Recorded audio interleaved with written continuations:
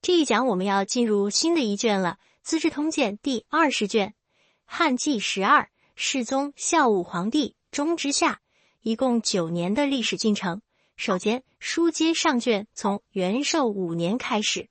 春3月，丞相李蔡遭受指控，说他侵占景帝陵园的外围空地。这项罪名我们已经不陌生了。当年申屠嘉要拿这个罪名致死晁错，却被景帝制止了。景帝本人却拿同样的罪名致死了亲生儿子刘荣。看来这项罪名可大可小，无奈李蔡掷出的骰子是大。李蔡虽然在丞相岗位上无所作为，总算在最后关头保住了大臣的体统，不肯对簿公堂，直接自杀了事。从李蔡开始，丞相岗位就变成了一个高风险地带，凡是做到这个岗位的，要么被杀，要么自杀。总之是和善终绝缘了。只除了万世军家族里的石庆，因为谨小慎微，到了几经变态的程度，总算给自己赢得了一场正常死亡。回想汉惠帝的年代，丞相刘参还能在皇帝面前摆架子，留下一段萧规曹随的佳话，简直是恍如隔世。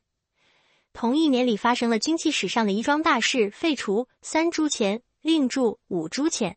那么好端端的，为什么要废除3铢钱，另铸5铢钱呢？汉书讲出了原委，有关部门赠报说3铢钱的钱币太轻，民间私自铸钱可以轻松上手，不如官方铸造5铢钱好了。武帝时代铜钱的铸造标准改来改去，时而3铢钱，时而4铢钱，对铸钱的禁令也很严厉，盗铸钱币是死罪的，不管标准怎么改，禁令怎么严，民间盗铸现象就是制止不住。那么问题来了，难道把钱币的重量增加1铢2铢就能制止盗铸吗？这当然不可能，只不过《资治通鉴》没有交代。5铢钱的铸造有一套配套规范，就是在钱币的边缘做出凸起的轮廓。这个呢就很像是今天人民币分币的样子了。我们看今天的1分钱、2分钱、5分钱，钱币的边缘不但有凸起的轮廓，轮廓的截面还有很细腻的齿轮一样的纹路。这种设计的初衷就是防止有布瓦分子磨掉钱币边缘的金属。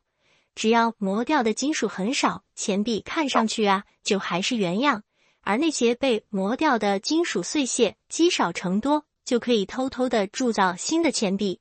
今天当然不会有人在分币上动这种脑筋，但汉朝人没少在铜钱上动这种脑筋，所以才催生出来铸造精良带有明确轮廓的5铢钱。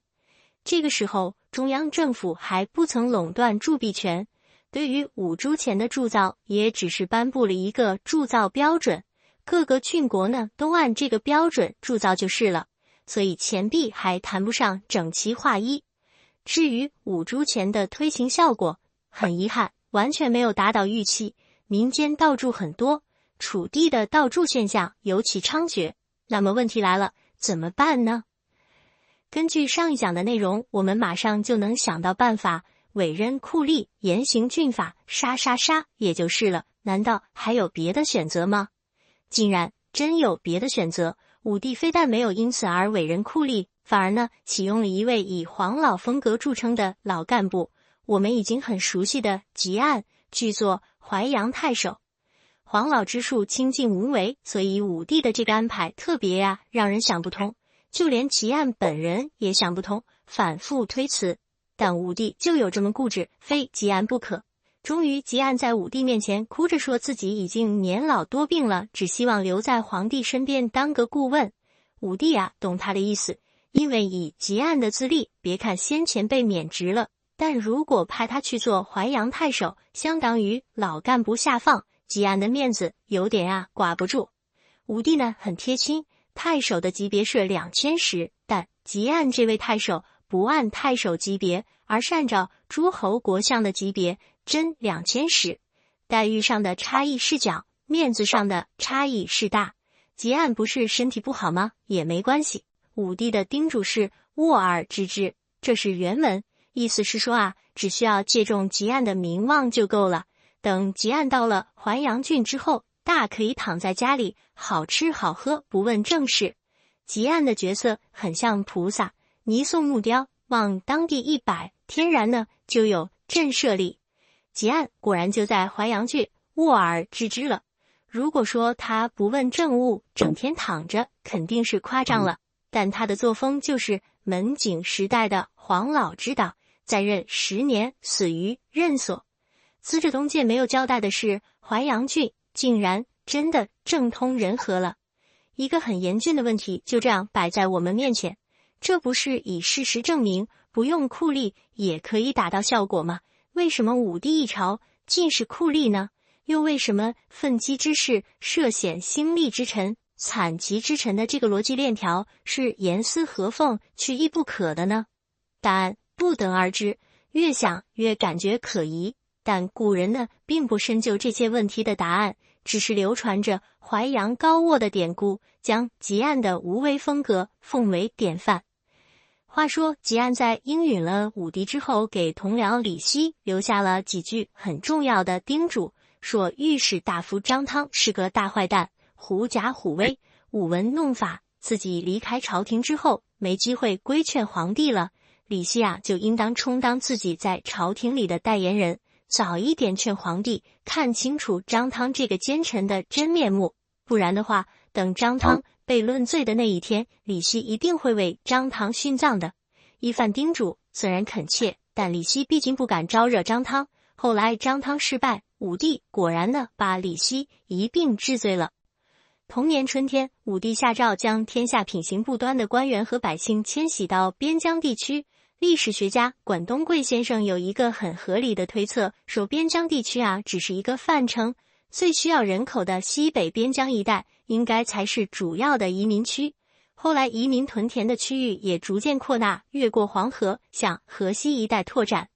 夏4月，任命庄清迪为丞相，补了李蔡的缺。这个安排有点出人意料，因为按照惯例，丞相岗位有了空缺的话，御史大夫顺势升一级即可。当时就任御史大夫的张汤实际上已经行使着丞相的职权，又是武帝宠信的红人，李蔡只不过是个摆设。但不知道为什么没让张汤补李蔡的缺，反而启用了时任太子太傅的庄清迪。往坏处去想的话，这或许说明丞相一职开始扮演起了替罪羊的角色。武帝的并不需要丞相有多大作为，只需要丞相在必要时刻为朝廷背锅。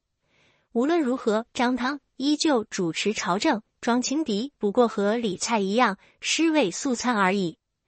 同一年里，武帝生了重病，住在定湖宫里，巫师和医生们各显神通，但一概无效。有人介绍来一位巫师，说他平日里呢没什么本事，但只要一生病就能招致神君下凡。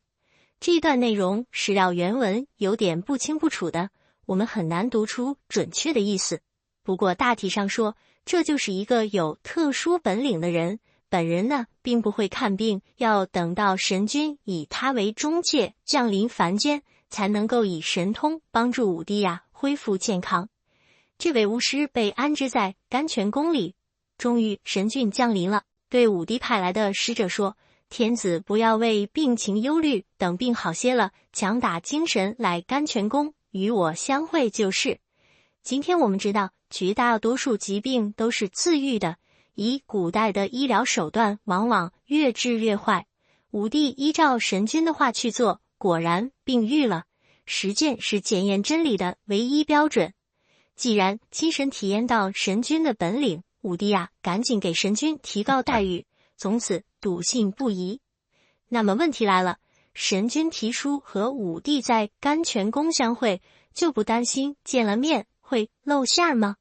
显然呢是有这个担心的，所以神君所谓相会，武帝只听得见神君说话，却看不见神君在哪。神君时去时来，来的时候有风掠过，然后就在眉目之中说点什么。神君讲的话，武帝派人郑重其事地记录下来，还给这些内容取了个神秘的名字，叫话法。神君讲话就和凡人一样，内容呢没有什么高深之处，但武帝就是越听越爱，偷着乐。这些事情被高度保密，世人并不知道。根据《史记》的记载，神君不只有一位，最尊贵的那位就是太医神。太医神啊，还有几名助手。前面讲过，武帝元光2年，有一个叫缪季的人上书，建议祭祀太医神，说太医神是天神当中最尊贵的大神，青帝、武帝等等五色天帝都只是他的助手。武帝批准了缪季的项目，在长安东南郊建设祭坛。太医神的太，史料当中有时候写作太太的太，有时候写作泰山的泰，都是一回事。顾颉刚先生有过总括，说自从缪季建议武帝祭祀太医神以来，10几年过去了，太医祭祀就这样成熟了。本来西汉的上帝是沿秦制祭祀青、白、黄、赤诸帝的，到这时换成太医，武帝降为第2级的上帝了。从此以后有什么重要的事情发生，就去祭祀太医。武帝虽然相信鬼神，早就开始祭祀太医，但以前呢只是听了别人的话，并没有什么特殊的感情。如今啊，因为自己的病好了，又亲耳聆听了太医说话，这才激起了他对太医的强烈信仰。甘泉宫的太医祠之所以终西汉之世而长存，太医神之所以在诸神当中独尊，缘故都在这里。武帝为了和神君相会，从鼎湖宫前往甘泉宫的时候，途经右内史管辖的地界，路况很糟糕，显然没有被好好的维护过。当时担任右内史的正是酷吏义纵，我们应该想得到，义纵应该算不得玩忽职守，只不过呢精力都放在了严刑峻法上边，顾不上这些修修补补的物业工作。偏偏武帝生了病，很敏感，认为义纵之所以没有维护道路，是认定了自己这场病好不了了，再也不会经过这里了。这样的念头一起，义纵的下场也就不问可知了。本年度的大事件到此结束，我们下一讲再见。